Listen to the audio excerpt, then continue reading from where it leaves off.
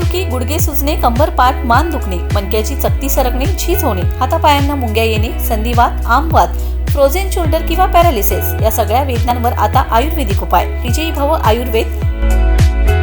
गुडघे व मणक्यांच्या विकारावर विशेष आयुर्वेदिक उपचार केंद्र. नेवरी, तालुका कडेगाव, जिल्हा सांगली. पुणे त्रिमूर्ती चौक, धनकवडी. मुंबई दादर पश्चिम. आजच संपर्क करा.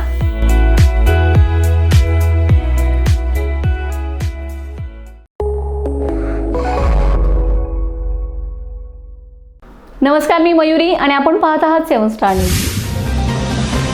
इस्लामपूर जुनेखेड मार्गावर एक गंभीर अपघात घडलाय. रस्ता अत्यंत अरुंद असल्यामुळे वाहन पास करताना चालकाचा अंदाज चुकला आणि कार रस्त्यालगतच्या नाल्यात पलटी झाली.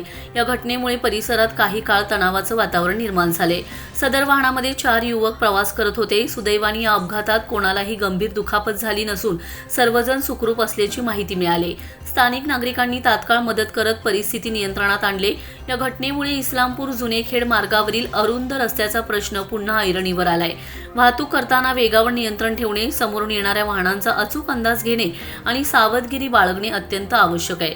वाहन चालकांनी बेदरकारपणा टाळून रस्त्याच्या परिस्थितीचा योग्य अंदाज घेत सुरक्षितपणे वाहन चालवावे, अन्यथा अशा दुर्घटना मोठ्या अनर्थाला कारणीभूत ठरू शकतात. रस्ता रुंदीकरणासाठी प्रशासनाने तात्काळ उपाययोजना करावी अशी मागणी ग्रामस्थांतून जोर धरू लागले. Laxman Patil, 7 star news, Ishwarpur.